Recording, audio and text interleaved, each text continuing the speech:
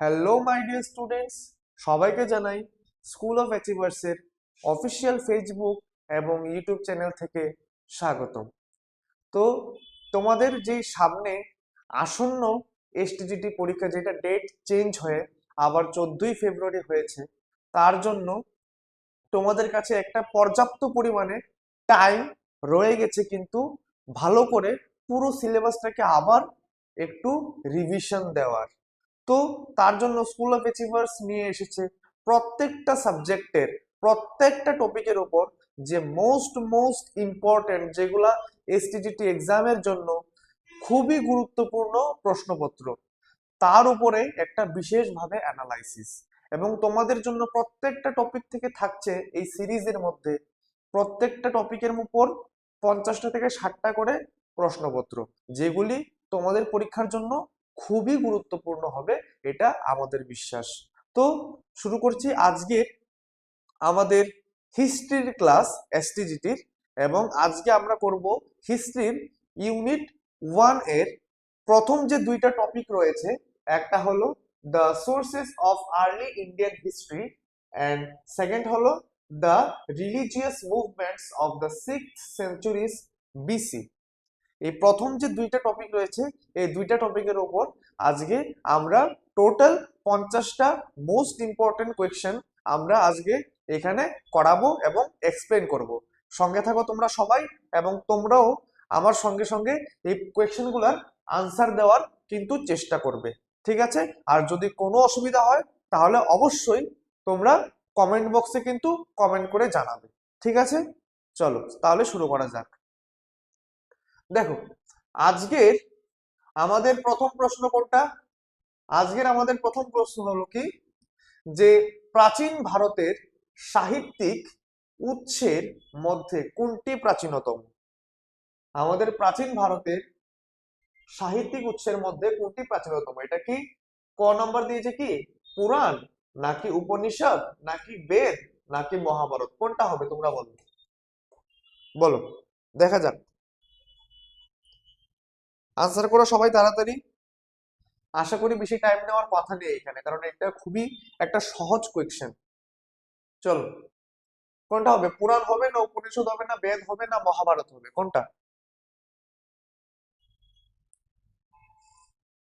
তো আশা করি সবাই আনসার করে দিয়েছো।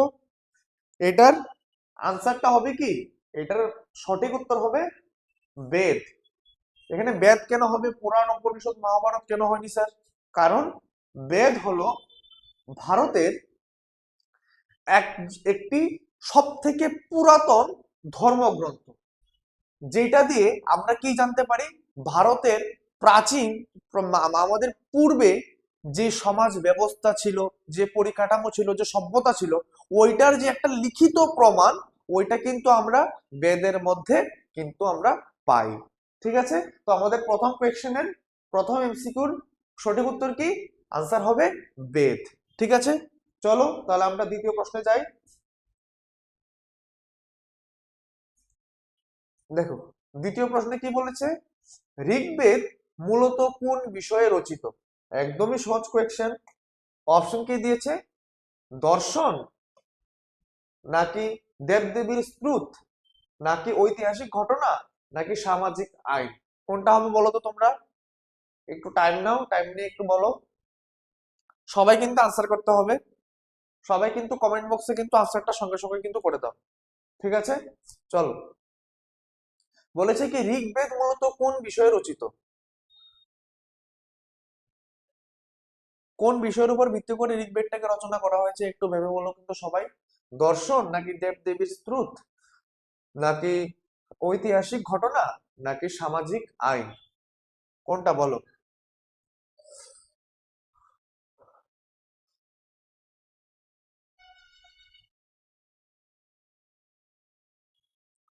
তো আশা করি সবাই উত্তর দিয়ে দিয়েছো। তো এটার সঠিক উত্তরটা কোনটা হবে আমি তোমাদেরকে যদি বলে দিই, ঋগ্বেদের মূল কোন বিষয়ের উপর রচনা করা হয়েছে, এটা হবে তোমাদের দেবদেবীর স্তোত্র সম্পর্কে ঋগ্বেদ পুরোপুরি ভাবে রচনা করা হয়েছে। এখন বলবো যে স্যার দেবদেবীর মধ্যে কি মানে এটার মধ্যে কি কি রয়েছে? আমি যদি স্পেসিফিক্যালি বলতে যাই তাহলে মানে এই আমাদের ঋগ্বেদের মধ্যে রয়েছে কি, ধরো বিভিন্ন দেবদেবী, যেরকম ধরো এই যে ইন্দ্র, তারপর হলো বরুণ, তারপর হবে তোমার আহ অগ্নি, ঠিক আছে। এছাড়াও আমাদের বিভিন্ন এক্সেট্রা দিয়ে দিই বা প্রভৃতি, এরকম বিভিন্ন দেবদেবীদের সম্পর্কে কিন্তু ঋগ্বেদের মধ্যে আলোচনা করা হয়েছে, ঠিক আছে। তো আমাদের এটা আনসার সঠিক, দ্বিতীয় কোয়েশ্চেনের সঠিক উত্তর হবে দেবদেবীর স্তোত্র, ঠিক আছে। তো আমাদের থার্ড কোয়েশ্চেনের মধ্যে কি বলছে, বেদগুলি কোন ভাষায় রচিত? খুবই কমন একটা কোয়েশ্চেন এবং সবারই পারার কথা, অন্ততপক্ষে আমি আশা করছি। কি কি অপশন দিয়েছে এখানে, পালি নাকি প্রাকৃত নাকি সংস্কৃত নাকি আরামাইক বা অ্যারামাইক, কোনটা হবে বলো তাড়াতাড়ি, সবাই একটু আনসার করো তাড়াতাড়ি। তো সবাইকে এটাও বলে রাখি যে আজকের যে ক্লাসটা যে দুইটা টপিকের উপরে হয়েছে ফার্স্ট ইউনিটের, আগামী দিনে বা প্রত্যেক সপ্তাহের মধ্যে 3টে 4টে করে প্রত্যেক দিনই আমরা ক্লাস দিয়ে রাখার চেষ্টা করব। প্রত্যেকটা টপিক এই মাসের মধ্যে আমরা কভার করার চেষ্টা করব, যে এবং এই প্রশ্নগুলোই আমরা এখানে এই সিরিজের মধ্যে করাবো, যেগুলো তোমাদের এসটিজিটি এক্সামের জন্য খুবই ইম্পর্টেন্ট হবে। আশা করি তোমরা যদি এই প্রশ্নগুলো ভালো করে করে যাও তাহলে তোমাদের পুরো চ্যাপ্টারের সবগুলা টপিকের একটা একটা করে রিভিশন কিন্তু হয়ে যাবে, ঠিক আছে। এবং এটা দিলে তোমরা বুঝতে পারবে যে কোন কোন চ্যাপ্টার গুলো তোমাদের আদৌ ভালোভাবে ক্লিয়ার হয়েছে এবং কোন কোন চ্যাপ্টার গুলো তোমাদের এখনো ভালো করে আরেকটু পড়তে হবে। এগুলা কিন্তু প্র্যাকটিস করলে তোমরা কিন্তু এটা বুঝে যাবে কিন্তু, ঠিক আছে। চলো, তো আমাদের থার্ড কোয়েশ্চেন কি, বেদগুলি কোন ভাষায় রচিত? একদমই সহজ, তোমরা সবাই জানি আনসার করে দিয়েছো। এটার সঠিক উত্তর কি হবে? এটা সঠিক উত্তর হবে সংস্কৃত। সঠিক উত্তর কোনটা হবে? এটা সংস্কৃত ভাষায়। সংস্কৃত ভাষায় আমাদের যে বেদগুলো রয়েছে, বেদ কয়টা? বেদ রয়েছে 4টা, কি?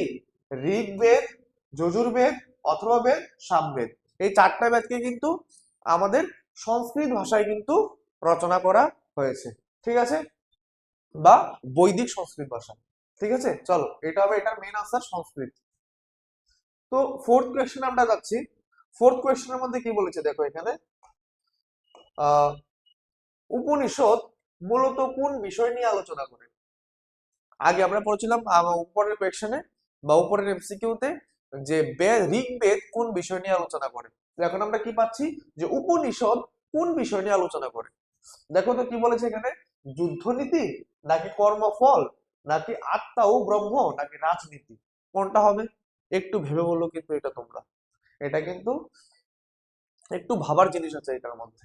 তো আবার যারা পারবে তারা কিন্তু সহজে কিন্তু আনসার, আমি জানি সবাই করেও দিয়েছে, ঠিক আছে। তো সবাই একটু বলো যে যুদ্ধনীতি হবে না কর্মফল হবে না আত্মা ব্রহ্ম নাকি রাজনীতি, কোনটা হবে একটু বলো তো সবাই, একটু তাড়াতাড়ি আনসার দেওয়ার চেষ্টা করো।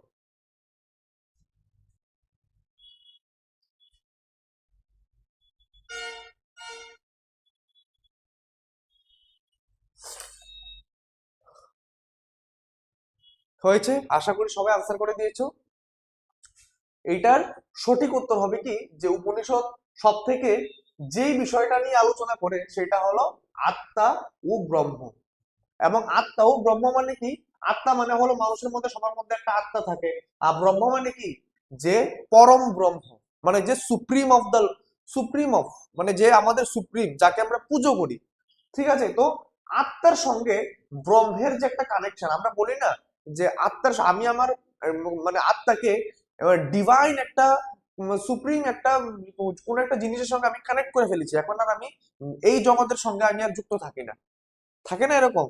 তো তার জন্যই হতো, কারণ উপনিষদের মধ্যে কি আলোচনা করা হয়েছে, যে আত্মার সঙ্গে ব্রহ্মের যে একটা কানেকশন করে দেওয়া, এটাই এটার মধ্যে সব থেকে বেশি প্রাধান্য পেয়েছে উপনিষদের মধ্যে।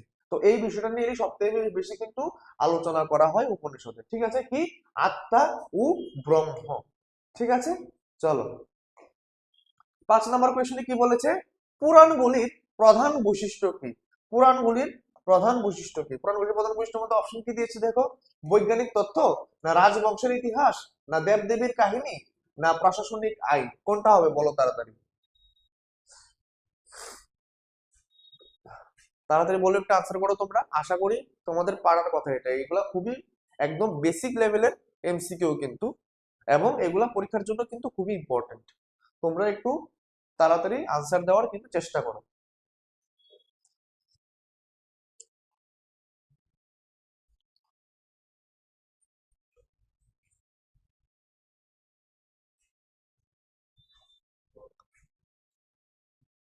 তো আশা করি সবাই আনসার দিয়ে দিয়েছো, আমার তো মনে হয়।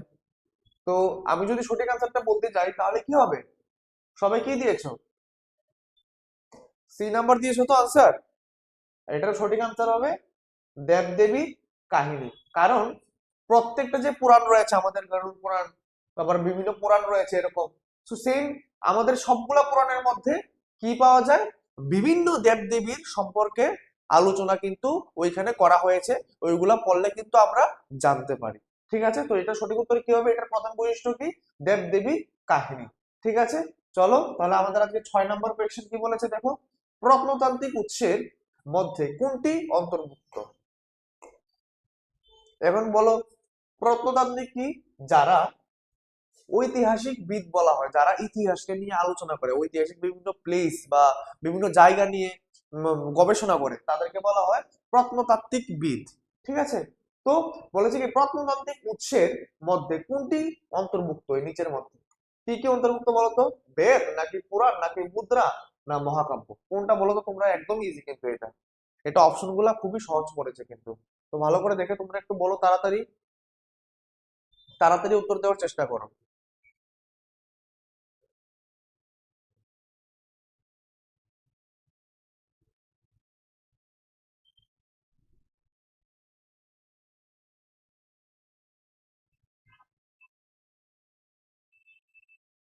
তো এটার সঠিক উত্তর কোনটা হবে? আশা করি সবাই আনসার দিয়ে দিয়েছো। কোনটা হবে দেখো, প্রত্নতান্ত্রিক উৎসের মধ্যে কোনটি অন্তর্ভুক্ত নিচের? এটা হবে মুদ্রা।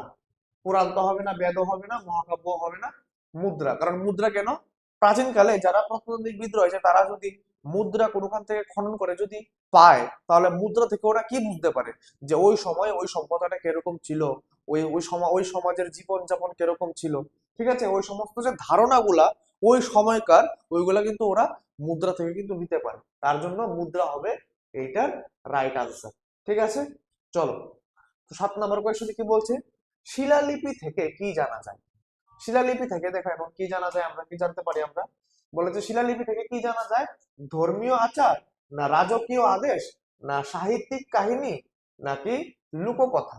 কি জানতে পারি আমরা শিলালিপি থেকে? দেখো তো, একটু আনসার করার চেষ্টা করো কমেন্টের মাধ্যমে তাড়াতাড়ি। আশা করি সবার এই সিরিজটা ভালো লাগবে, এবং আস্তে আস্তে যখন আমরা আরো এগোবো, তো আরো তোমাদের জন্য কোয়েশ্চেন আসছে। প্রত্যেকটা টপিক থেকে কিন্তু 20টা 30টা করে করে তোমাদের প্রশ্ন দিয়ে দেওয়া হবে, এবং তোমরা যদি এটা প্র্যাকটিস করো অবশ্যই কিন্তু তোমাদের জন্য এটা খুবই বেনিফিশিয়াল হবে, এতটুকু আমি কিন্তু বলতে পারি। ঠিক আছে, চলো। তো এটা আনসার করো তোমরা সবাই তাড়াতাড়ি, খুবই তাড়াতাড়ি আনসার দেওয়ার চেষ্টা করো।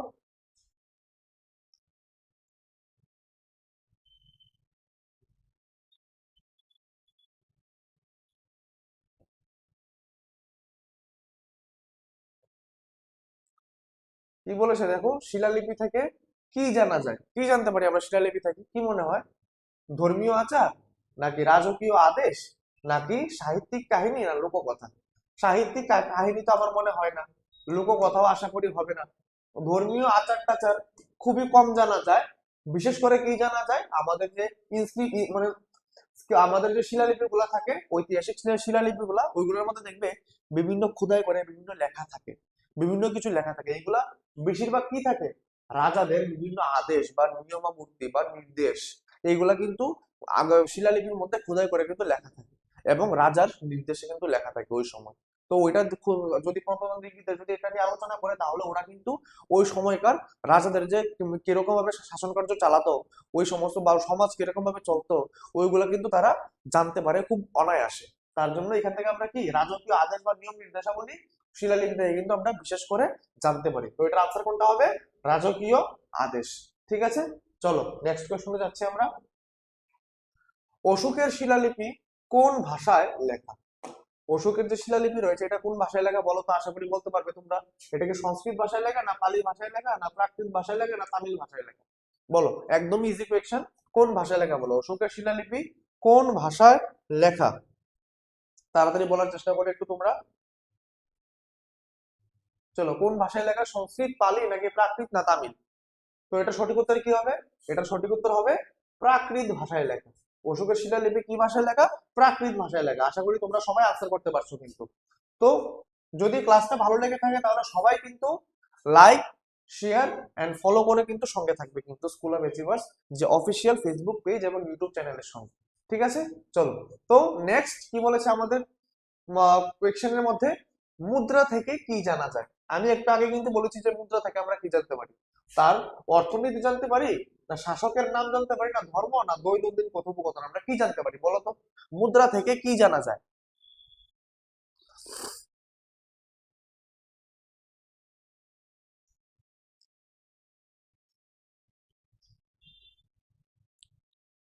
বলো, মুদ্রা থেকে কি জানা যায়? কি মনে হচ্ছে মুদ্রা থেকে কি জানা যায়?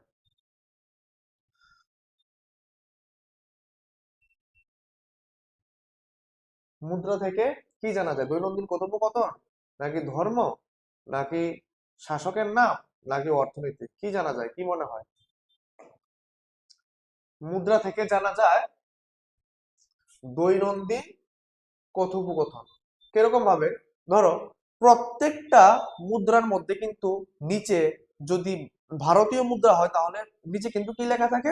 রুপি লেখা থাকে। ঠিক আছে, যদি বাংলাদেশি মুদ্রা হয় তাহলে কি লেখা থাকে? টাকা লেখা থাকে। তো এই যে জায়গায় বিশেষে যে কথা বা ভাষার যে একটা পরিবর্তন, এই পরিবর্তনগুলো কিন্তু আমরা মুদ্রা থেকে কিন্তু জানতে পারি। তো মানে টাকা মানে কি? এটা একটা বাংলা ল্যাঙ্গুয়েজ। রুপি কি? এটা একটা ইংলিশ বা বলতে পারি আমরা একটা মানে ইংলিশের মধ্যে একটা ল্যাঙ্গুয়েজ। বা যদি বলতে পারি যে চায়নার কি? ইয়েন। সৌদি আরবে দেখি দেরাম। তো দেরাম কি? এটা একটা অ্যারাবিক ল্যাঙ্গুয়েজ। তো এই যে ল্যাঙ্গুয়েজের যে ডিফারেন্সটা, এটা কিন্তু আমরা জানতে পারি কিন্তু মুদ্রার মধ্যে। এবং সব প্রত্যেকটা মুদ্রার মধ্যে কিন্তু নিচে কিন্তু ছোট্ট ছোট্ট ছোট ছোট করে লেখা থাকে এই আমাদের যে কারেন্সিটা। ঠিক আছে, তো এটা থেকে আমরা কি জানতে পারি যে ওই জায়গার মানুষরা কিভাবে কথা বলতো বা কোন ভাষায় কথা বলতো, এটা থেকে কিন্তু আমরা জানতে পারি। তার জন্য মুদ্রা থেকে কি জানা যায়? দৈনন্দিন কথোপকথন, মানে মানুষরা ওই ওই নির্দিষ্ট জায়গায়, মানুষরা যেই জায়গা থেকে মুদ্রা পাওয়া যায় বা পাওয়া গেছে, ওই জায়গার মানুষরা কোন ভাষায় অ্যাকচুয়ালি কথা বলতো। ঠিক আছে, আশা করি ক্লিয়ার। চলো, নেক্সট কোয়েশ্চেন কি বলেছে দেখি। প্রাচীন ভারতের স্থাপত্যের উদাহরণ কোনটি? প্রাচীন ভারতের স্থাপত্যের উদাহরণ কোনটি? বেদ, নাকি স্তূপ, নাকি উপনিষদ, নাকি পুরাণ? বলো তো, তাড়াতাড়ি একটু আনসার করার চেষ্টা করো। প্রাচীন ভারতের স্থাপত্যের উদাহরণ কোনটি? বেদ, নাকি স্তূপ, নাকি উপনিষদ, না পুরাণ? কোনটা বলো তাড়াতাড়ি। তাড়াতাড়ি আনসার করার চেষ্টা করো কিন্তু। ঠিক আছে, আমি আশা করি তোমরা অবশ্যই আমাদের যে 10টা কোয়েশ্চেন হয়েছে, 10টা কোয়েশ্চেনের মধ্যে এই কোয়েশ্চেনটা শেষ হওয়ার পর তোমরা কিন্তু অবশ্যই কমেন্ট করে জানাবে যে 10টা কোয়েশ্চেনের মধ্যে কার কতটা কোয়েশ্চেন হয়েছে। এখানের মধ্যে 50টা কোয়েশ্চেনের সিরিজ রয়েছে। 50টা কোয়েশ্চেন আমি করাবো। 10টা কোয়েশ্চেনের পর তোমরা কিন্তু আনসার করবে যে স্যার আমার 10টার মধ্যে 7টা হয়েছে। কেউ যদি বলে যে আমার 10টার মধ্যে 8টা হয়েছে, অনেকে থাকবে আবার 10টার মধ্যে 10টাই হয়েছে। তাহলে কি তোমাদের প্রিপারেশনটাকে তোমরা জাজ করতে পারবে যে হ্যাঁ, আমার এইখানে কাজ করা দরকার বা এই টপিকটা আমাকে আরেকটু ভালো করে পড়তে হবে। এইভাবে তোমরা কিন্তু একটা পর্যবেক্ষণ তোমরা করতে পারবে নিজেদেরকে। ঠিক আছে, তো এই প্রশ্ন শেষে কিন্তু তোমরা অবশ্যই কমেন্ট করে জানাবে। ঠিক আছে, চলো। তো প্রাচীন ভারতের স্থাপত্যের উদাহরণ কোনটি? কি হবে? বেদ, স্তূপ, উপনিষদ, নাকি পুরাণ? কোনটা হবে বলো?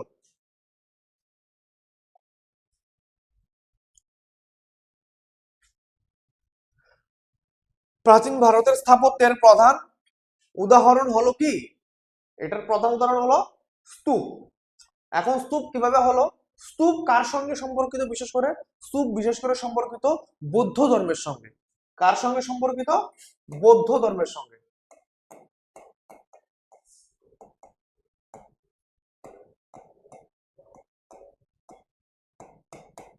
বৌদ্ধ ধর্মের সঙ্গে। ঠিক আছে, স্তূপ বৌদ্ধ ধর্মের সঙ্গে বিশেষভাবে সম্পর্কিত।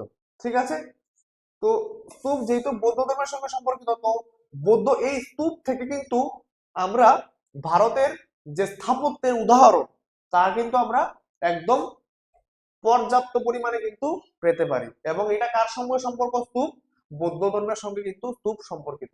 মনে রাখবে, এগুলা এক্সট্রা জিনিস নোট কিন্তু করে রাখবে তোমরা। ঠিক আছে, চলো। বিদেশি বিবরণ কোন উৎসের অন্তর্গত? কি বলেছে কোশ্চেনের মধ্যে? যে বিদেশি বিবরণ কোন উৎসের সঙ্গে অন্তর্গত। একদমই সহজ একটা কোয়েশ্চেন। এটা কি সাহিত্যিক হবে, না প্রত্নতান্ত্রিক হবে, নাকি বহিরাগত হবে, না ধর্মীয় হবে? কোনটা হবে বলো?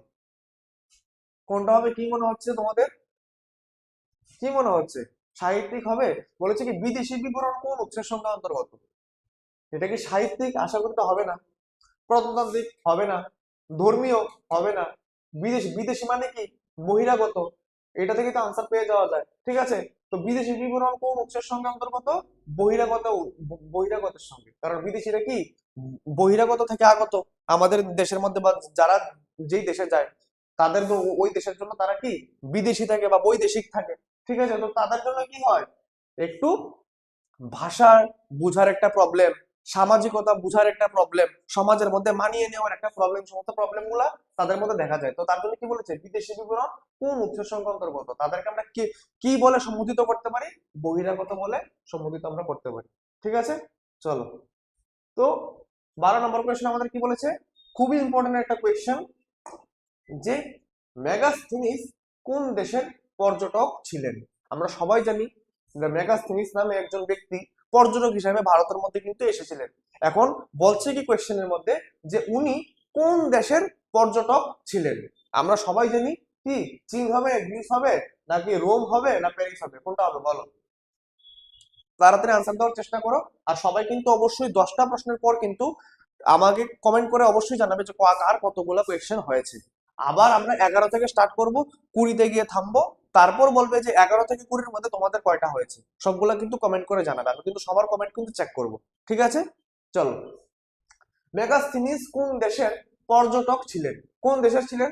তিনি ছিলেন গ্রিস দেশের পর্যটক। কোথাকার পর্যটক ছিলেন তিনি? গ্রিসের পর্যটক ছিলেন তিনি। ঠিক আছে, চলো বেশি দেরি না করে আমরা নেক্সট কোয়েশ্চনে চলে যাই। নেক্সট কোয়েশ্চন আরেকটা প্রশ্ন, খুবই ইম্পর্টেন্ট তোমাদের পরীক্ষার জন্য। কি ইন্ডিকা গ্রন্থটি কার লেখা? খুবই গুরুত্বপূর্ণ একটা কোয়েশ্চন। ইন্ডিকা গ্রন্থটি কার লেখা?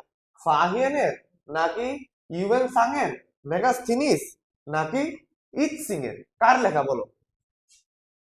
ইন্ডিয়া গ্রন্থটি কে লিখেছেন? আশা করি তোমরা সবাই জানো, আর সবারই জানারই কথা, কারণ এটা খুবই একটা কমন এবং খুব ইম্পর্টেন্ট একটা কোয়েশ্চেন। দেখো তোমরা আনসার করো, তাহলে তাড়াতাড়ি আনসার করার চেষ্টা করো সবাই।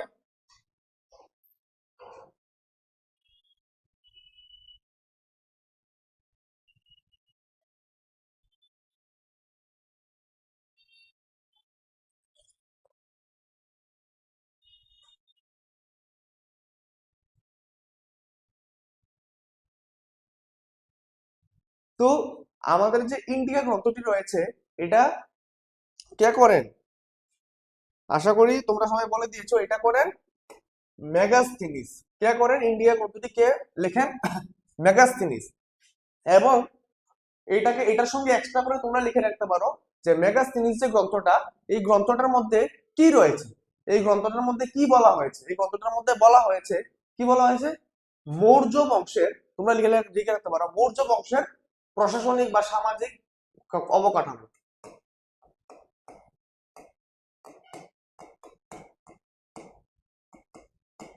মৌর্য বংশের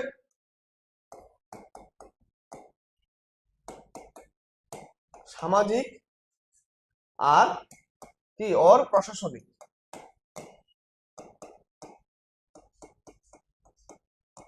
সামাজিক আর প্রশাসনিক অবকাঠামো সম্পর্কে আমাদের মেগাস্থিনিস ইন্ডিয়া গ্রন্থের মধ্যে কিন্তু উল্লেখ করে গিয়েছেন। ঠিক আছে, চলো নেক্সট কোশ্চেন আমরা যাই। আশা করি সবাই লিখে ফেলেছো। চলো 14 নম্বর কোশ্চেন কি বলেছে দেখো, চৈনিক পর্যটক ইউয়েন সাং মূলত কোন বিষয়ের বিবরণ দিয়েছেন? কোন বিষয়ের বিবরণ দিয়েছেন বলতো? চৈনিক পর্যটক ইউয়েন সাং ব্যবসা, ব্যবসা নাকি ধর্ম, নাকি বিজ্ঞান, না কৃষি? কোনটা হবে বলো তোমরা? একটু ভেবে কিন্তু তোমরা বলো, তাড়াতাড়ি বলার চেষ্টা করো একটু।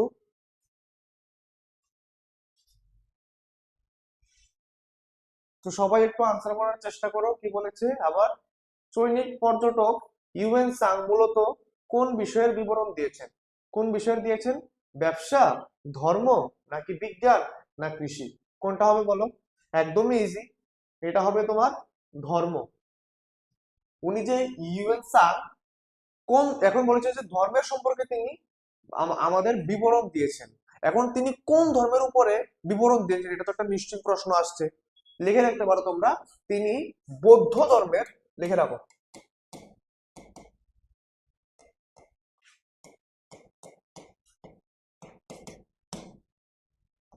বৌদ্ধ ধর্মের শিক্ষা, শিক্ষা, তারপরে লেখো সামাজিক, ঠিক আছে, বৌদ্ধ ধর্মের শিক্ষা, সামাজিক ইত্যাদি বিষয়ে তিনি, মানে বিশেষ করে বৌদ্ধ ধর্মের সম্পর্কেই উনি আমাদের ওনার পুরো বিবরণ দিয়েছেন। ঠিক আছে, চলো। তো এটা হলো আমাদের 14 নম্বর কোয়েশ্চেন শেষ এখানে। আমাদের নেক্সট কোয়েশ্চেনে কি বলেছে, 15 নম্বর কোয়েশ্চেনে দেখি, বিদেশি বিবরণের সীমাবদ্ধতা কি?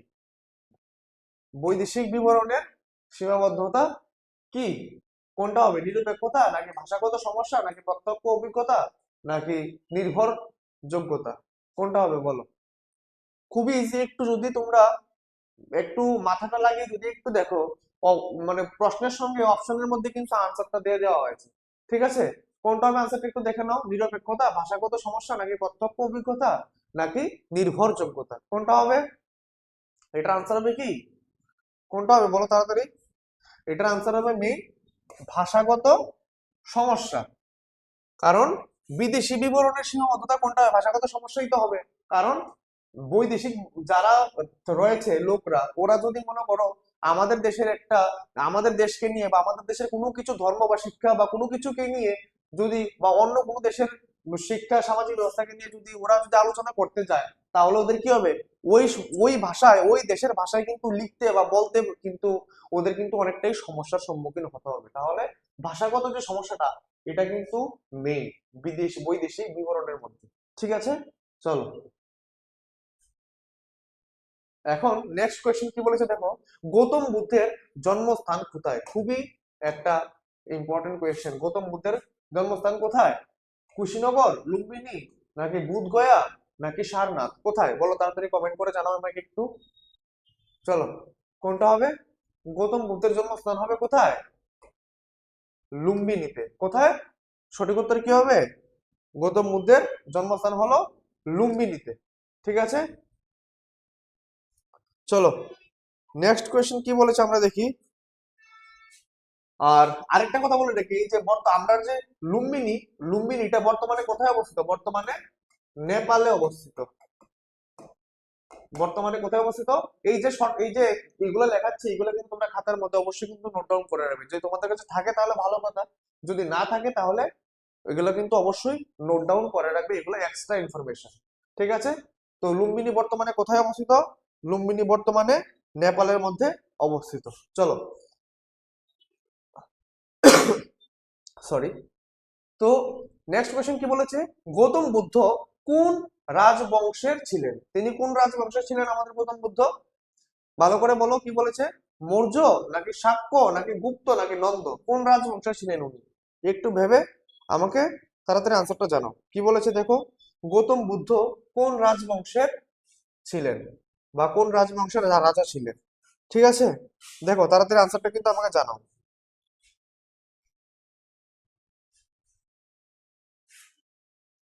গৌতম বুদ্ধ কি মৌর্য, নাকি শাক্য, নাকি গুপ্ত, নাকি নন্দ বংশের রাজা ছিলেন? কোন বংশের ছিলেন? তিনি ছিলেন, সঠিক উত্তর কি হবে? শাক্য বংশের রাজা। তিনি কি ছিলেন? তিনি ছিলেন শাক্য বংশের রাজা। ঠিক আছে, তো শাক্য হবে বা শাক্য বংশ হবে এটার সঠিক উত্তর বা রাইট আনসার। ঠিক আছে, নেক্সট কোয়েশনে কি বলেছে দেখি, বৌদ্ধ কোথায় বুদ্ধি লাভ করেন? বুদ্ধি মানে জানো কি? বুদ্ধি মানে হলো জ্ঞান বা বুদ্ধি। ঠিক আছে, এই যে বুদ্ধিটা, বুদ্ধি মানে হলো জ্ঞান বা বুদ্ধি। ঠিক আছে, বলে দিলাম তোমাদের সুবিধার জন্য। এখন তোমরা আশা করি আনসার করতে পারবে। বৌদ্ধ কোথায় বুদ্ধি লাভ করেন? কোথায় করেন? সারনাথে, না কুশীনগরে, নাকি বুধগয়া, নাকি রাজগৃহে? কোথায় বলো তো তোমরা একটু, এটা একটু ভালো করে ভেবে বলো, এবং খুবই ইম্পর্টেন্ট একটা কোয়েশ্চেন। ভালো করে কিন্তু তোমরা দেখে দেখে বলো কিন্তু। সারনাথ নাকি কুশীনগর নাকি বুধগয়া নাকি রাজগৃহে?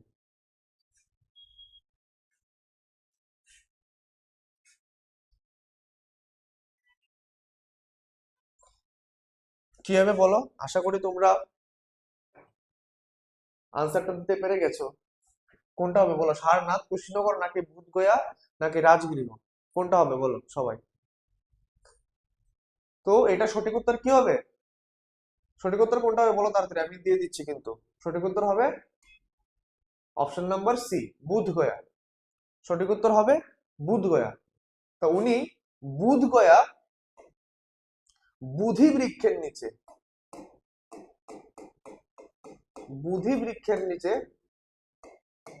তিনি বুদ্ধি লাভ করেন। ঠিক আছে, উনি কোন বৃক্ষের নিচে বুদ্ধি লাভ করেন? বুধি বৃক্ষের নিচে। ঠিক আছে, এটা তোমরা লিখে রাখতেও পারো, নাও না লিখলেও কোনো অসুবিধা নেই। ঠিক আছে, বুধি বৃক্ষের নিচে উনি ওনার বুদ্ধি লাভ করেন। ঠিক আছে, চলো। বুদ্ধের নেক্সট কোয়েশ্চেন, বুদ্ধের প্রথম ধর্মোপদেশ কোথায় প্রদান করেন? খুবই একটা গুরুত্বপূর্ণ কোয়েশ্চেন। বুদ্ধ যে তার প্রথম ধর্মোপদেশ প্রদান করেন, এটা কোথায় প্রদান করেন বলো? কোথায়? রাজগৃহে না কুশীনগরে না সারনাথে না শ্রাবস্তিতে? তাড়াতাড়ি একটু আনসার করার চেষ্টা করো। রাজগৃহে না কুশীনগরে নাকি সারনাথে নাকি শ্রাবস্তিতে? সবাই একটু একসঙ্গে আনসার করার চেষ্টা করো। আর লাস্ট কোয়েশ্চেন, 20 নম্বর কোয়েশ্চেনের পর আমি কিন্তু আবার জিজ্ঞেস করব কার ওই 11 থেকে 20 নম্বর পর্যন্ত কার কয়টা আনসার হয়েছে। সবাই কিন্তু আনসারটা লিখে কিন্তু কমেন্ট বক্সে কিন্তু পোস্ট করে দেবে অবশ্যই। ঠিক আছে, চলো। তো বুদ্ধ তার প্রথম ধর্মোপদেশ কোথায় প্রদান করেন? তাড়াতাড়ি দেখে কিন্তু তোমরা বলে দাও কিন্তু।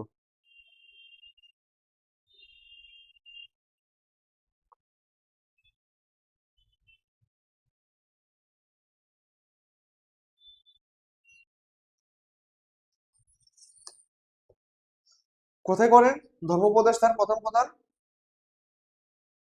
একটু তাড়াতাড়ি বলো। উনি করেন রাজগৃহ না, কুশীনগর না, শ্যামস্তিতেও না, উনি করেন সারনাথে। সারনাথে ওনার প্রথম ধর্মোপদেশ উনি কি করেন? প্রথম ধর্মোপদেশ উনি প্রদান করেন। এবং এই যে ওনার যে ধর্মোপদেশ তিনি প্রদান করেন, এটা কি নামে পরিচিত? এটা ধর্মচক্র প্রবর্তন নামে পরিচিত। ধর্মচক্র প্রবর্তন নামে পরিচিত। এটা ধর্মচক্র প্রবর্তন নামে পরিচিত কিন্তু। ঠিক আছে, চলো নেক্সট কোয়েশ্চনে যাই আমরা। কি বলেছে দেখি। লাস্ট কোয়েশ্চেন আবার এই সিরিজের। বুদ্ধের 4 আর্য সত্যের সংখ্যা কত? বুদ্ধের যে আর্য সত্য রয়েছে, বুদ্ধের আর্য সত্যের সংখ্যা কত? এখানে অপশনটা করা হয়নি, এখানের মধ্যে আনসার লিখে দেওয়া হয়েছে। তো আশা করি এটাকে বলতেও হবে না। এই যে 2, 3, 4 না 8, তো বুদ্ধের আর্য সত্যের সংখ্যা কত? এটা কোয়েশ্চেনটা এমনি হওয়ার কথা ছিল। ঠিক আছে, তো এটাও একটা খুবই ইম্পর্টেন্ট কোয়েশ্চেন। এটা কোনটা হবে আনসার? এটা হবে সেম, বলারই কথা নেই, কারণ অপশনের মধ্যে তোমরা দেখে দেখে ফেলেছো যে বুদ্ধের আর্য সত্যের সংখ্যা হলো কয়টা? 4টা। ঠিক আছে, বুদ্ধের আর্য সত্যের সংখ্যা কত? 4টা। ঠিক আছে, এবং বুদ্ধের যে 4টা আর্য সত্য রয়েছে, এটা কাজ কি, এটা কি করে মানুষকে, এটা কিভাবে মানে সুবিধা প্রদান করে, কি করে এটা? এটার প্রধান কাজ হলো কি, মানুষের জীবন থেকে যে দুঃখ দুর্দশা রয়েছে, এই দুঃখগুলাকে কি করা? দূর করে দেওয়া। দুঃখগুলাকে কি করা? দূর করে দেওয়া মানুষের জীবন থেকে। ঠিক আছে, এটা কিভাবে করা যায় এগুলা এই বুদ্ধের আর্য সত্যের 4টা রয়েছে, যে 4টা আর্য সত্য, এগুলা থেকে কিন্তু আমরা জানতে পারি। ঠিক আছে, চলো। তো সবাই কিন্তু কমেন্ট করে জানাও 20টার মধ্যে থেকে কার কতগুলা কোয়েশ্চেন হয়েছে, কমেন্ট বক্সের মধ্যে অবশ্যই কমেন্ট করে কিন্তু জানাবে। চলো, তো নেক্সট কোয়েশ্চেনে কি বলেছে, অষ্টাঙ্গিক মার্গে কয়টি পথ রয়েছে? আরেকটা খুবই ইজি কোয়েশ্চেন। দেখো, অষ্টাঙ্গিক মার্গে কয়টি পথ রয়েছে? সেম, যেহেতু অষ্টাঙ্গিক বলেছে মানে কি, অষ্ট মানে 8, তো কয়টা রয়েছে? 8টা। একদমই ইজি। ঠিক আছে, এটাকে মানে আলোচনা করার মতো কোনো কিছু নেই। ঠিক আছে, চলো তাহলে আমরা নেক্সট কোয়েশ্চনে চলে যাই। এটা কি হবে? অষ্টাঙ্গিক মার্গে 8টা পথ রয়েছে টোটাল। বৌদ্ধ ধর্মের প্রধান লক্ষ্য কি? আরেকটা খুবই ইম্পর্টেন্ট কোয়েশ্চেন। বৌদ্ধ ধর্মের প্রধান লক্ষ্য কি? স্বর্গলাভ নাকি নির্বাণ নাকি যজ্ঞ নাকি তপস্যা? একদম ইজি কোয়েশ্চেন, তোমরা কিন্তু তাড়াতাড়ি কমেন্ট করে কিন্তু জানাও অপশনগুলো দেখে তাড়াতাড়ি। বৌদ্ধ লাভের প্রধান লক্ষ্য কি? তাড়াতাড়ি আনসার দেওয়ার চেষ্টা করো। বৌদ্ধ লাভের প্রধান লক্ষ্য কি? স্বর্গলাভ, নির্বাণ নাকি যজ্ঞ নাকি তপস্যা? কোনটা হবে দেখো তাড়াতাড়ি।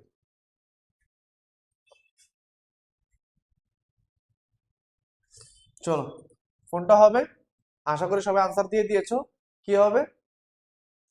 এটার সঠিক উত্তর হবে কি? নির্বাণ। এখন বলবেন স্যার নির্বাণ, নির্বাণ মানে কি? মনে হচ্ছে যে যেরকম কারণ নাম। নির্বাণ মানে হলো বৌদ্ধ ধর্মে আমাদের প্রধান লক্ষ্য ছিল ওদের নির্বাণ লাভ করা বা নির্বাণ পাওয়া, এরকম নির্বাণকে লাভ করা এরকম। এখন নির্বাণটা কি? যে আমি যে বললাম নির্বাণকে আমি লাভ করব, তো নির্বাণটা কি? নির্বাণটা হলো জন্ম মৃত্যুর খেলা থেকে মুক্তি। জন্ম মৃত্যুর জন্ম মৃত্যুর যে সাইকেল রয়েছে, এই সাইকেল থেকে মুক্তি পাওয়া একদম। মানে এইটার বাইরে গিয়ে ওরা কি স্পিরিচুয়াল যেন হয়ে যায়। ঠিক আছে, জন্ম মৃত্যুর খেলাতে যেন ওরা না পড়ে থাকে। তো নির্বাণের মূল উদ্দেশ্য হলো কি? জন্ম মৃত্যুর খেলা থেকে মুক্তি দিয়ে দেওয়া। ঠিক আছে, এটা হলো নির্বাণের মূল লক্ষ্য। ঠিক আছে, চলো, আশা করি সবাই নির্বাণ দিয়েছো এবং সবাই আনসার ঠিক হয়েছে। তো নেক্সট কোয়েশ্চেন কি বলেছে? বৌদ্ধ কোন ভাষায় উপদেশ দিতেন? একদমই ইজি কোয়েশ্চেন। বৌদ্ধ কোন ভাষায় উপদেশ দিতেন? কি সংস্কৃত, পালি নাকি প্রাকৃত নাকি অ্যারামাইক? একদম ইজি কোয়েশ্চেন, উপর বোধহয় সেম একটা কোয়েশ্চেন পেয়েছো তোমরা। আশা করি তোমাদের জন্য এটা অসুবিধা হবে না। সংস্কৃত ভাষায়, পালি ভাষায়, প্রাকৃত ভাষায় নাকি অ্যারামাইক ভাষায়? কোন ভাষায় তিনি তার উপদেশ দিতেন? তাড়াতাড়ি একটু আনসার করে জানাও।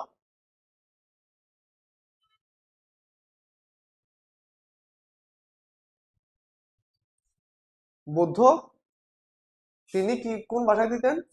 প্রাকৃত ভাষায় তার উপদেশ দিতেন সাধারণ জনগণকে। ঠিক আছে, যারা সাধারণ জনসাধারণ রয়েছে সবাইকেই উনি প্রাকৃত ভাষায় উনি তার উপদেশ দিতেন। ঠিক আছে, নেক্সট কোয়েশ্চেন আবার কি বলেছে? মহাবীর ছিলেন জৈন ধর্মের কততম তীর্থাঙ্কর? খুবই একটা ইম্পর্টেন্ট কোয়েশ্চেন। মহাবীর কততম তীর্থাঙ্কর ছিলেন? মহাবীর কততম তীর্থাঙ্কর ছিলেন? ঠিক আছে, 22তম, 23তম, 24তম, 25তম, কততম ছিলেন মহাবীর? একটু ভেবে আমাকে তাড়াতাড়ি কমেন্ট করে কিন্তু জানাও, একদমই কিন্তু ইজি। ঠিক আছে,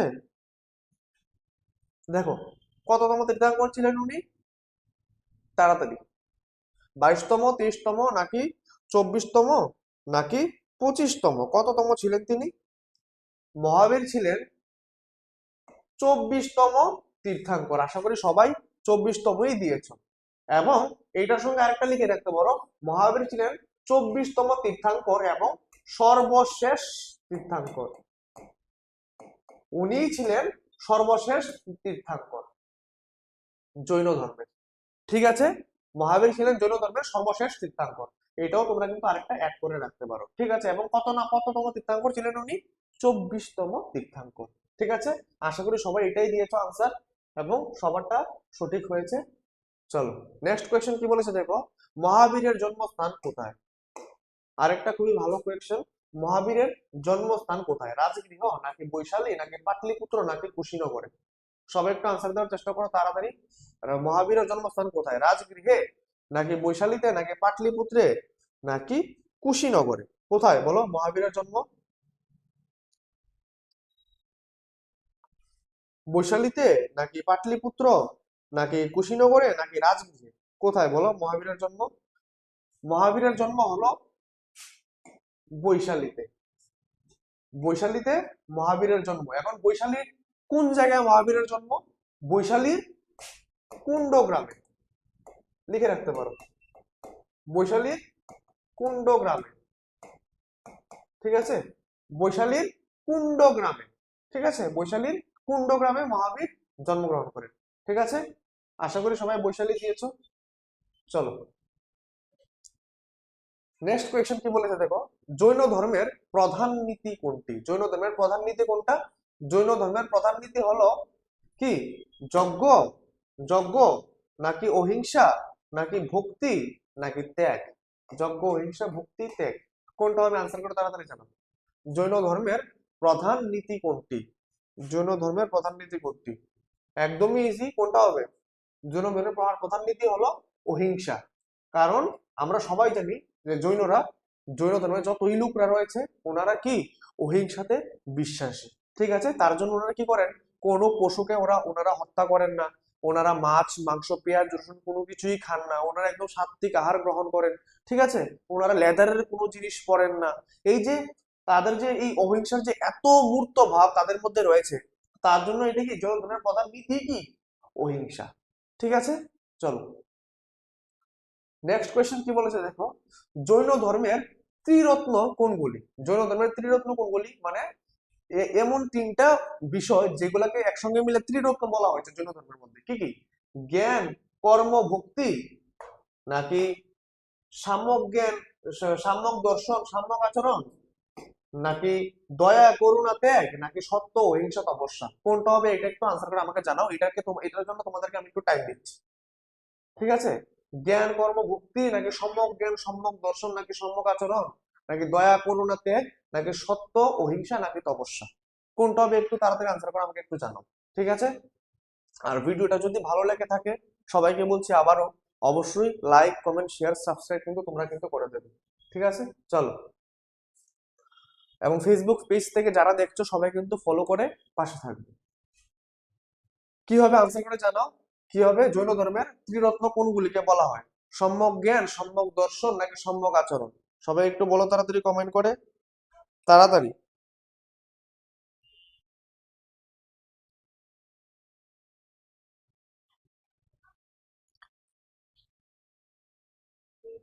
জৈন ধর্মের ত্রিরত্ন কোনগুলি? আশা করি সবাই বলে দিয়েছো। এটা সঠিক উত্তর কি হবে? খ বা বি, সম্যক জ্ঞান বা সম্যক দর্শন ও সম্যক আচরণ। এই তিনটা, সম্যক জ্ঞান সম্যক দর্শন সম্যক আচরণ। এবং এটার মানে কারণ এটার কাজ কি ছিল? এটার কাজ ছিল মানে এটা দিয়ে কি করত? মুক্তি লাভ করতো। এটা দিয়ে মুক্তি লাভ করা, এটার মেন উদ্দেশ্য কি? মুক্তি লাভ করা। এটার কি কাজ কি ছিল? মুক্তি লাভ করা। এটা দিয়ে কি? মুক্তি লাভ করা। ঠিক আছে, চলো নেক্সট কোয়েশ্চেন কি বলেছে দেখি। জৈন ধর্মে কঠোর তপস্যার উপর জোর দেওয়া হয় কারণ? জৈন ধর্মের মধ্যে কঠোর তপস্যার উপর কেন জোর দেওয়া হয়? একদমই ইজি কোয়েশ্চেন, আশা করি অপশন দেখলেই তোমরা পারবে।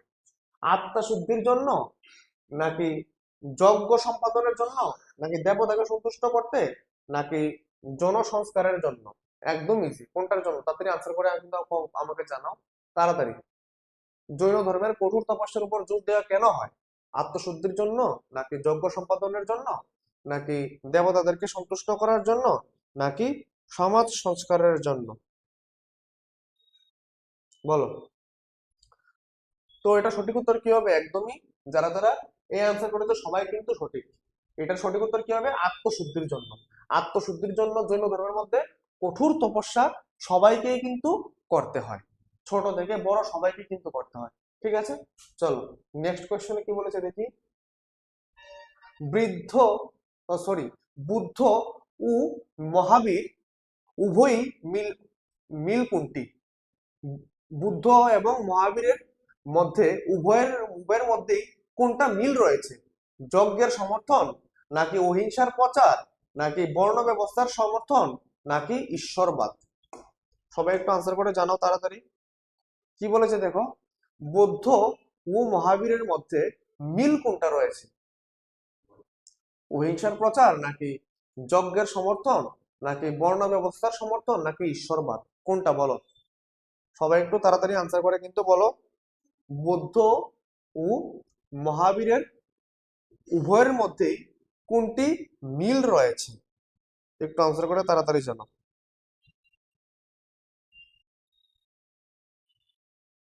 এটা আনসার কোনটা হবে? যজ্ঞের সমর্থন, বর্ণ ব্যবস্থার সমর্থন, নাকি অহিংসার প্রচার, না ঈশ্বরবাদ? এটা সঠিক উত্তর হবে, যারা বি দিয়েছো আনসার একদম কারেক্ট। এটার আনসার হবে অহিংসার প্রচার। বৌদ্ধ এবং মহাবীরের উভয়েরই মেইন মোটিভ বা মেইন মোটো ছিল বা মেইন উদ্দেশ্য ছিল কি? অহিংসাকে বিশেষভাবে প্রচার করা। তাদের মেইন উদ্দেশ্য ছিল কি? অহিংসা। ঠিক আছে, চলো। তো আমাদের 30 নাম্বার কোয়েশ্চেন কি বলেছে দেখো, নেক্সট কোয়েশ্চেনের মধ্যে, বৌদ্ধ ও জৈন ধর্মের মধ্যে পার্থক্য কোন বিষয়ে? বৌদ্ধ এবং জৈন ধর্মের মধ্যে কি পার্থক্য কোন বিষয়ে? আর আগেরটা কি দেখেছিলাম, বুদ্ধ এবং মহাবীরের মধ্যে কি মিল রয়েছে। আর এটা হলো বৌদ্ধ ধর্ম এবং জৈন ধর্মের মধ্যে পার্থক্য কোন বিষয়ের মধ্যে রয়েছে। এটা কি অহিংসা, কর্মফল, নাকি কঠোর তপস্যা, নাকি মোক্ষ লাভ বা মোক্ষ লাভ? কোনটা হবে বলো তাড়াতাড়ি আনসার করে।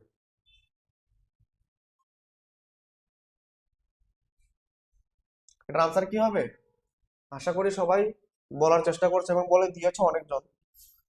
দেখো, এটা সঠিক উত্তর কি হবে? কঠোর তপস্যা।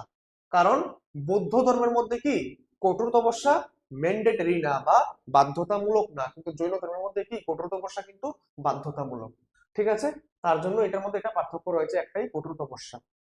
চলো, নেক্সট কোয়েশ্চেন কি বলেছে 31, বৌদ্ধ ধর্মে আত্মার অস্তিত্ব স্বীকার করা হয় কি? বল, তোমাকে কোয়েশ্চেন করেছে, দেখো বৌদ্ধ ধর্মের মধ্যে আত্মার যে অস্তিত্ব রয়েছে এটা কি স্বীকার করা হয়?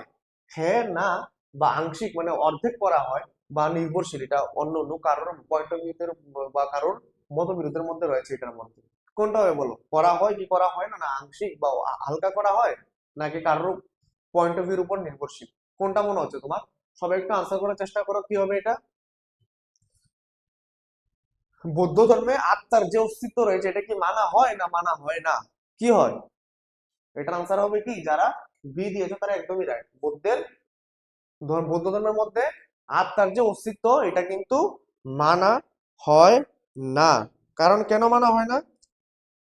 কারণ বৌদ্ধ ধর্ম কি, বৌদ্ধ ধর্ম বৌদ্ধ ধর্ম এমন একটা ধর্ম যারা কি অনাত্মা বা অনাত্মবাদে বিশ্বাসী, কিন্তু তারা তারা কি অনাত্মবাদে বিশ্বাসী, তারা আত্মা টাত্মা বলে কিছু হয় তারা বুঝে না। ঠিক আছে, তারা কি অনাত্মবাদে বিশ্বাসী। ঠিক আছে, তার জন্য কি এটা কি হবে, বৌদ্ধ ধর্ম তারা আত্মার অস্তিত্ব কি স্বীকার করে? আনসার হবে না। চলো, নেক্সট কোয়েশ্চেন কি বলেছে দেখো, জৈন ধর্মে আত্মার অস্তিত্ব কেমন? জৈন ধর্মে আত্মার অস্তিত্ব কেমন? এটা হবে কি অস্বীকার, নাকি অনিত্য, নাকি তোমার চিরন্ত, নাকি পরিবর্তনশীল? জৈন ধর্মে আত্মার অস্তিত্ব কিরকম? অস্বীকার হবে, অনিত্য হবে, নাকি চিরন্ত হবে, নাকি পরিবর্তনশীল হবে? কিরকম হবে একটু আনসার করে তোমাদের আমাদেরকে জানা একটু।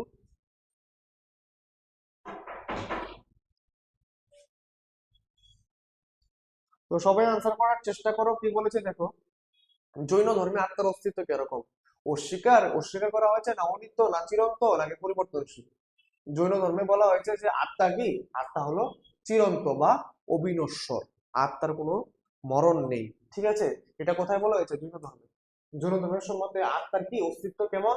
চিরন্ত বা অবিনশ্বর। চিরন্তর জায়গায় যদি অবিনশ্বর থাকে তোমরা কিন্তু অবিনশ্বর আনসার করবে। ঠিক আছে, এটার কি চিরন্তন বা অবিনশ্বর জৈন ধর্মের মধ্যে। বুদ্ধের মৃত্যুকে কি বলা হয়? একদমই ইজি এবং খুবই গুরুত্বপূর্ণ একটা কোয়েশ্চেন। বুদ্ধের মৃত্যুকে কি বলা হয়? নির্বাণ, না পরিনির্বাণ, না মুক্তি, না সমাধি? নির্বাণ কিন্তু আমরা উপরের এমসিকিউতে কিন্তু পেয়েছি। আশা করি নির্বাণ কি আমি কিন্তু বলে দিয়েছিলাম ওই জায়গার মধ্যে। তোমরা যারা বুঝেছো তারা কিন্তু কমেন্ট করে অবশ্যই জানাবে যে নির্বাণ কি। আর বুদ্ধের যে মৃত্যুকে কি বলা হয়? বুদ্ধের মৃত্যুকে বলা হয় পরিনির্বাণ। মৃত্যুর যে মানে নির্মাণের পর একটা কি পরিনির্বাণ। তো বুদ্ধের মৃত্যুকে কি বলা হয়? পরিনির্বাণ। পরিনির্বাণ ইজ দা রাইট আনসার। যারা যারা পরিনির্বাণ বলেছো তারা সবাই কিন্তু কারেক্ট। ঠিক আছে, বুদ্ধের মৃত্যুকে বলা হয় পরিনির্বাণ। চলো, নেক্সট কোয়েশ্চেন কি বলেছে দেখি, বুদ্ধের অষ্টাঙ্গিক মার্গ কোনটি অন্তর্ভুক্ত? কইছে বুদ্ধের অষ্টাঙ্গিক মার্গে কোনটির অন্তর্ভুক্ত রয়েছে? দেখো, চার আর্য সত্য, চার আর্য সত্য, নাকি ত্রিরত্ন, নাকি পঞ্চশীল, নাকি মহাব্রত?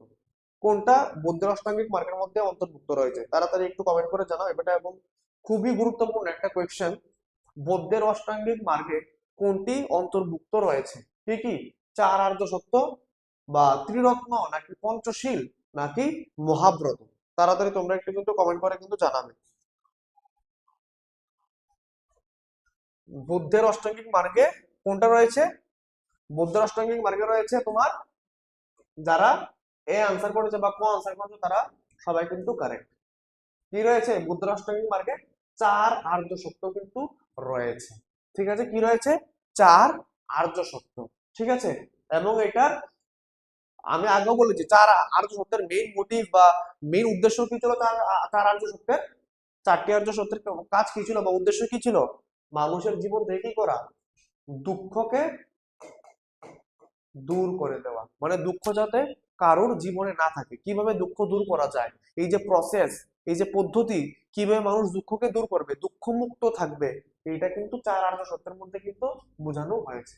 ঠিক আছে, চলো নেক্সট কোয়েশ্চন কি বলছে দেখি। পঞ্চশীল কার সঙ্গে যুক্ত? বলছে কি পঞ্চশীল কার সঙ্গে যুক্ত? বৈদিক ধর্ম নাকি বৌদ্ধ ধর্ম নাকি জৈন ধর্ম নাকি শৈব ধর্ম? পঞ্চশীল কার সঙ্গে যুক্ত? পঞ্চশীল কার সঙ্গে যুক্ত? পঞ্চশীল হলো বৈদিক ধর্ম, বৌদ্ধ ধর্ম নাকি জৈন ধর্ম নাকি শৈব ধর্ম, কার সঙ্গে যুক্ত বলো? সবাই কিন্তু একটু কমেন্ট করে জানাও। পঞ্চশীল কার সঙ্গে যুক্ত? পঞ্চশীল কার সঙ্গে যুক্ত? পঞ্চশীল কার সঙ্গে যুক্ত? বৈদিক ধর্ম না বৌদ্ধ ধর্ম নাকি জৈন ধর্ম না শৈব ধর্ম? আনসার হবে এটা, যারা যারা বি আনসার করেছো তারা সবাই কিন্তু কারেক্ট।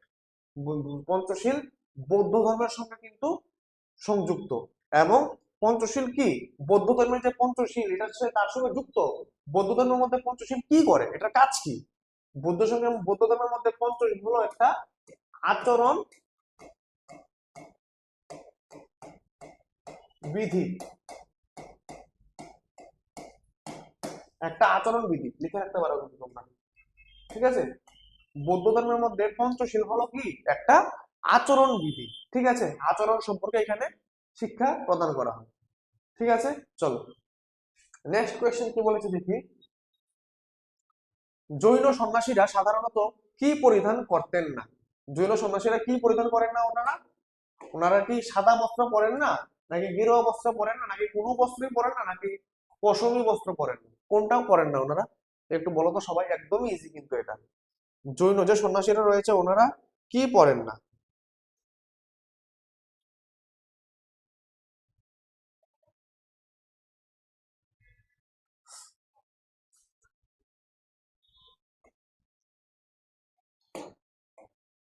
বেশিরভাগ জৈন সন্ন্যাসীরা কি কি করতো?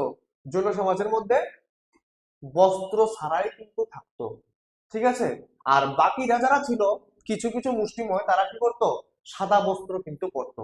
এবং যারা বস্ত্র ছাড়া থাকতো তারা কি, তারা হলো, তাদেরকে কি বলা হতো? দিগম্বর। কি বলা হতো? দিগম্বর সন্ন্যাসী। লিখে রাখতে বলো, তাদের যারা বস্ত্র ছাড়া থাকতো তাদের কি বলা হতো? দিগম্বর সন্ন্যাসী। তো এটার আনসার কি হবে? এটার আনসার হবে কোনো বস্ত্রই নয়। জৈন সন্ন্যাসীরা, বেশিরভাগ জৈন সন্ন্যাসীরা কি করতো? সাধারণত তারা কোনো বস্ত্রই পরিধান করতো না। ঠিক আছে, তারা কোন মতে বিশ্বাসী? যে আমরা প্রকৃতির সঙ্গে যুক্ত, আমরা আমাদেরকে প্রকৃতির মধ্যে থাকতে দাও, প্রকৃতি ছাড়া আমরা আলাদা হইতাম না, এরকম একটা বিশ্বাসী ওরা। ঠিক আছে, তার জন্য ওনারা কোনো বস্ত্রই পরিধান করতো না। ঠিক আছে, চলো নেক্সট কোয়েশ্চনে কি বলেছে দেখি। বৌদ্ধ সংঘের প্রতিষ্ঠাতাকে? বৌদ্ধ সংঘের প্রতিষ্ঠাতাকে অশোক নাকি আনন্দ নাকি গৌতম বুদ্ধ নাকি সারিপুত্র? বৌদ্ধ গ্রন্থের বা বৌদ্ধ সংঘের প্রতিষ্ঠাতাকে? চলো সবাই একটু আনসার করো তাড়াতাড়ি। বৌদ্ধ সংঘের প্রতিষ্ঠাতা একদমই ইজি, এটা এটা হলেন গৌতম বুদ্ধ। ঠিক আছে, এটা ভাবার কোনো কিছু নেই, এটা খুবই সহজ একটা আনসার। ঠিক আছে, নেক্সট কোশ্চেন কি বলেছে দেখি। জৈন ধর্মে মোট কতটি মহাব্রত রয়েছে? জৈন ধর্মের মোট কতটি মহাব্রত রয়েছে? এটা খুবই ইম্পর্টেন্ট কোয়েশ্চেন। 3টা 4টা 5টা না 6টা? সবাই একটু ভেবে বলো, জৈন ধর্মের মোট কতটি মহাব্রত রয়েছে? জৈন ধর্মে মোট কতটি মহাব্রত রয়েছে? 3টা, 4টা নাকি 5টা না 6টা? কয়টা রয়েছে একটু সবাই কমেন্ট করে জানো তাড়াতাড়ি। জৈন ধর্মে মোট কয়টি মহাব্রত রয়েছে? জৈন ধর্মে মোট মহাব্রত রয়েছে কয়টি? 5টি। কয়টি রয়েছে? মোট মহাব্রত রয়েছে 5টি। ঠিক আছে, চলো নেক্সট কোয়েশ্চেন কি বলেছে দেখি। বৌদ্ধ ধর্মে ধর্ম মার্গ, সরি মধ্য মার্গ কি বোঝায়? বৌদ্ধ ধর্মের মধ্যে মধ্য মার্গ বলতে কি বোঝায়? কঠোর তপস্যা, নাকি ভোগবাদ, নাকি চরম পথ পরিহার, নাকি যজ্ঞ? কি বোঝায় বৌদ্ধ ধর্মের মধ্যমার্গ বলতে? বৌদ্ধ ধর্মে মধ্যমার্গ বলতে কি বোঝায়?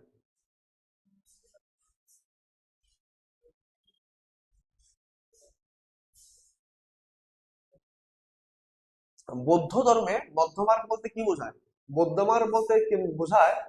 যারা যারা সি আনসার করেছে সবাই কিন্তু রাইট। মধ্যমার্গ বলতে বোঝায় চরম পথ পরিহার, মানে হলো কঠোর তপস্যা, আর হলো কি মানে কঠোর তপস্যাকে পরিহার করে দেওয়া। বৌদ্ধ ধর্ম কঠোর তপস্যার মধ্যে এত পরিমাণে বিশ্বাস করে না। তো মধ্যমার্গ বলতে কি চরম পথ পরিহার করা। চরম পথ মানে কি কঠোর যে তপস্যা, কঠোর তপস্যাকেই পরিহার করে দেওয়া। ঠিক আছে, এটা হলো বৌদ্ধ ধর্মের মধ্যমার্গ যে রয়েছে এটার মানে। ঠিক আছে, নেক্সট 40 নম্বর কোয়েশ্চেন কি বলেছে দেখো, বুদ্ধের স্ত্রী কে ছিলেন? একদমই ইজি কোয়েশ্চেন এবং খুবই আরেকটি ইম্পর্টেন্ট। যশোধরা, নাকি মল্লিকা, নাকি সুজাতা, নাকি অম্রপালি? বুদ্ধের স্ত্রী কে ছিলেন? খুবই ইজি, তোমরা সবাই আনসার করার চেষ্টা করো। কি বলেছে বুদ্ধের বা বুদ্ধদেবের স্ত্রীর নাম কি বা স্ত্রী কে ছিলেন? কে ছিলেন? উনি ছিলেন, যারা যারা এই আনসার করেছে সবাই কিন্তু কারেক্ট। বুদ্ধের স্ত্রীর নাম হলো যশোধরা। কি? বুদ্ধের স্ত্রীর নাম হলো যশোধরা। ঠিক আছে, চলো নেক্সট কোয়েশ্চেন কি বলেছে দেখি, বুদ্ধদেবের পুত্রের নাম কি?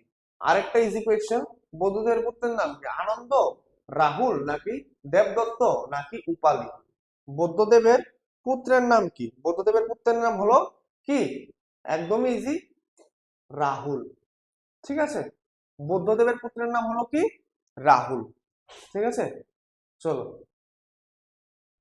নেক্সট কোয়েশ্চন দেখি কি বলেছে আমাদের, মহাবীর কত বছর তপস্যা করেন? ঠিক আছে, মহাবীর কত বছর তপস্যা করেন? 6 বছর, 10 বছর, নাকি 12 বছর, না 15 বছর? তাড়াতাড়ি সবাই একটু কমেন্ট করে কিন্তু জানাও। 6 বছর তপস্যা করেন, নাকি 10 বছর করেন, নাকি 12 বছর করেন, নাকি 15 বছর করেন? কত বছর মহাবীর তপস্যা করেন? তাড়াতাড়ি একটু বলো, মহাবীর কত বছর তপস্যা করেন? কত বছর হবে এটা? মহাবীর, যারা যারা সি আনসার করেছো সবাই কিন্তু সঠিক। মহাবীর 12 বছর তপস্যা করে কি লাভ করেন? কৈবল্য। 12 বছর কিন্তু তপস্যা করে উনি কৈবল্য লাভ করেন কিন্তু। ঠিক আছে, 12 বছর তপস্যা করে উনি কৈবল্য লাভ করেন। চলো নেক্সট কোশ্চেন কি বলেছে, মহাবীর কোথায় নির্বাণ লাভ করেন? মহাবীর কোথায় নির্বাণ লাভ করেন? কি পাটলিপুত্রে, নাকি রাজগৃহে, নাকি পাভাপুরীতে, নাকি বৈশালীতে? কোথায়? পাটলিপুত্রে, নাকি রাজগৃহে, নাকি পাভাপুরীতে, নাকি বৈশালীতে? কোথায়? তোমরা এটা আশা করি পারবে। তোমরা একটু ভেবে তারপর আনসারটা কিন্তু কমেন্ট বক্সে দিয়ে দাও তাড়াতাড়ি করে। পাটলিপুত্রে, নাকি রাজগৃহে, না পাভাপুরে, নাকি বৈশালীতে? চলো কি আনসার হবে তাড়াতাড়ি কিন্তু জানাও। এটার আনসার হবে কি, যারা যারা সি দিয়েছো তারা কিন্তু সঠিক। এটার আনসার হবে কি পাভাপুরীতে। মহাবীর কোথায় নির্বাণ লাভ করেন? কোথায় করেন? পাভাপুরীতে তিনি নির্বাণ লাভ করেন। ঠিক আছে, চলো তারপর কি বলেছেন 44 নম্বর কোয়েশ্চেনের মধ্যে, বৌদ্ধ ধর্ম কোন বর্ণ ব্যবস্থার বিরোধিতা করেন? বৌদ্ধ ধর্ম কোন বর্ণ ব্যবস্থার বিরোধিতা করেন? কি কোন বর্ণ ব্যবস্থার? 4 বর্ণ, দ্বিজ, নাকি বর্ণভেদ, নাকি ক্ষত্রিয়? কোন বর্ণ ব্যবস্থার বিরোধিতা করেন? দেখি তোমরা বলতে পারো কিনা। 4 বর্ণ, নাকি দ্বিজ, নাকি বর্ণভেদ, নাকি আমাদের ক্ষত্রিয়? কোনটা করেন বুদ্ধ?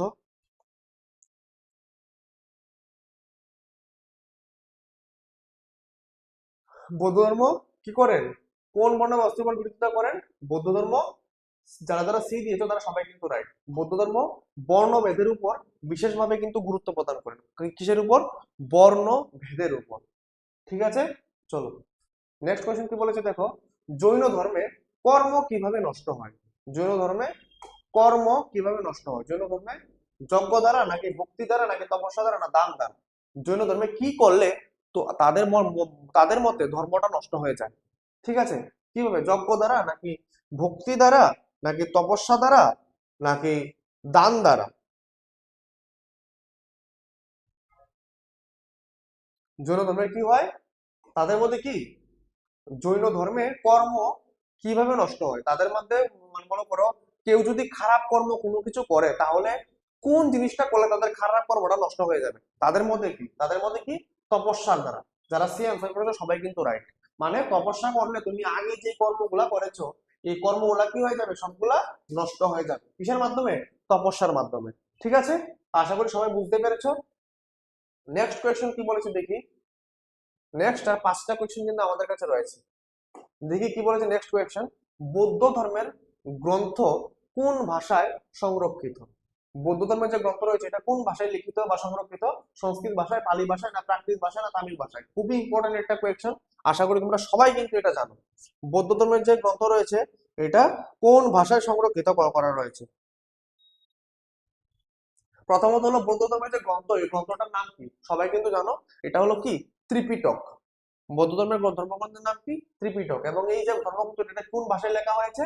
এটা লেখা হয়েছে পালি ভাষায়। পালি ইজ দা কারেক্ট আনসার, এবং যারা বি আনসার করেছো তারা কিন্তু সবাই কিন্তু সঠিক। ঠিক আছে, চলো কি বলেছে দেখো আরেকটা। নেক্সট কোয়েশ্চেন, ত্রিপিটকের অংশ নয় কোনটি? ত্রিপিটকের মধ্যে কয়টি পিটক রয়েছে? 3টি পিটক রয়েছে না? একটা কি কি আমি বলবো না, পরে বলবো। বলছে কি কোনটি এটার অংশ নয়? বিনয় পিটক, সূত্র পিটক, নাকি অভিধর্ম পিটক, নাকি ব্রাহ্মণ পিটক? কোনটি এটার অংশ নয়? চলো সবাই একটা আনসার করার চেষ্টা করো, এটাও একটা খুবই সহজ আনসার একটা। এটা কি হবে? ত্রিপিটকের কোনটি অংশ নয়? এটার আনসার হবে কি ব্রাহ্মণ পিটক। ব্রাহ্মণ পিটক নামে ত্রিপিটকের মধ্যে কোনো পিটক নেই। ত্রিপিটকের মধ্যে 3টি পিটক রয়েছে, 3টি পিটক রয়েছে। ঠিক আছে, তার জন্য এটার নাম কি ত্রি মানে হলো কি থ্রি, তিন মানে 3টি। ঠিক আছে, চলো নেক্সট কোয়েশ্চেন কি বলেছে দেখি। জৈন ধর্মে ঈশ্বরের ভূমিকা কি? জৈন ধর্মের মধ্যে ঈশ্বরের ভূমিকাটা কি রকম? তারা কি মনে করতো ঈশ্বর মানে কি? ঠিক আছে, ঈশ্বর মানে কি স্রষ্টা, নাকি পালনকর্তা, নাকি বিচারক, নাকি কোন ঈশ্বরের ভূমিকাই নেই? তারা কি মনে করতো জৈন ধর্মে ঈশ্বরের ভূমিকা হিসাবে? দেখি তোমরা একটু বলতে পারো, একটু চিন্তা করে সবাই একটু আমাকে জানাও কমেন্ট করে। স্রষ্টা, নাকি পালনকর্তা, নাকি বিচারক, নাকি ঈশ্বরের কোনো ভূমিকাই নেই? জৈন ধর্মে কি স্রষ্টা, পালনকর্তা, বিচারক, নাকি কোনো ভূমিকাই নেই? কি হবে আনসারটা? দেখো এটা আনসারটা হবে কোনো ভূমিকাই নেই ঈশ্বরের জৈন ধর্মের মধ্যে। এখন বলুন স্যার কেন? জৈন ধর্ম মানতই না যে ঈশ্বর যে সৃষ্টির মূল কারণ, মানে এই যে আমরা বলি না সমস্ত সৃষ্টি ভগবানের বা ঈশ্বরের, তারা এটা মানত না। ঠিক আছে, তো তারা এইগুলা মানবেই না। ঠিক আছে, তো তার জন্য কি ঈশ্বরের জৈন ধর্মের মধ্যে কোনো ভূমিকাই নেই। ঠিক আছে, তো সেকেন্ড লাস্ট কোয়েশ্চেন আমাদের কি বলেছে দেখো। বৌদ্ধ ধর্মে দুঃখের কারণ কি? একদম একটা গুরুত্বপূর্ণ কোয়েশ্চেন। বৌদ্ধ ধর্মে দুঃখের কারণ কি? ঈশ্বর, নাকি কর্ম, নাকি তৃষা, নাকি অজ্ঞানতা? কোনটা হবে বলো? তৃষ্ণা, অজ্ঞানতা, নাকি কর্ম, নাকি ঈশ্বর? দুঃখের কারণ কি বৌদ্ধ ধর্মের মধ্যে কি বলা হয়েছে? দুঃখের কারণ কি মানুষের? বৌদ্ধ ধর্ম থেকে মানুষের দুঃখের কারণ কি বলেছে এখানে দেখো, ঈশ্বর, কর্ম, নাকি তৃষ্ণা, নাকি অজ্ঞানতা?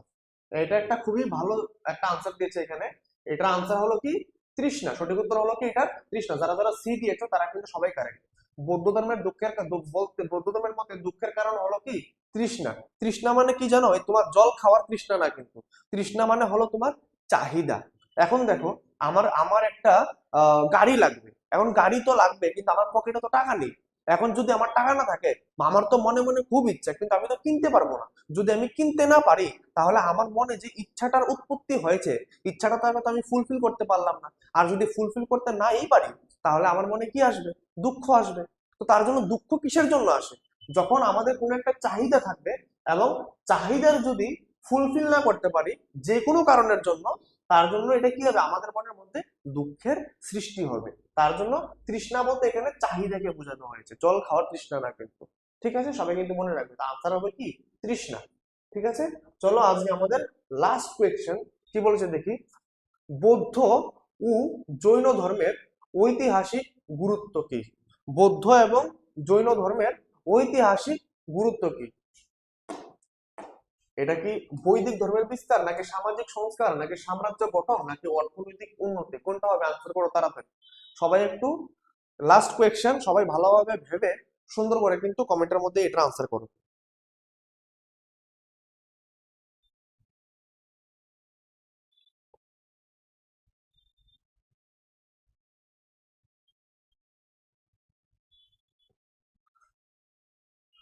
বৌদ্ধ ধর্ম এবং জৈন ধর্ম উভয় ঐতিহাসিক গুরুত্ব কি তার? ব- এটা কি বৈদিক ধর্মের বিস্তার, নাকি সামাজিক সংস্কার, নাকি সাম্রাজ্য গঠন, নাকি অর্থনৈতিক উন্নয়ন? কোনটা হবে বলো? এটার সঠিক উত্তর কি হবে? যারা যারা বি আনসার করেছো সবাই কিন্তু রাইট। সামাজিক সংস্কার। বৌদ্ধ এবং জৈন ধর্ম তারা কি করত?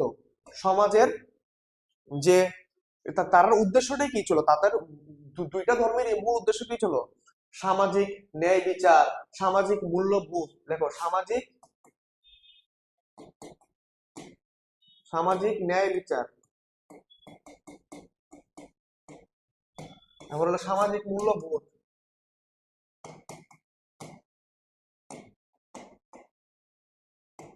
সামাজিক মূল্যবোধ এইগুলা সমাজের মধ্যে কি করা?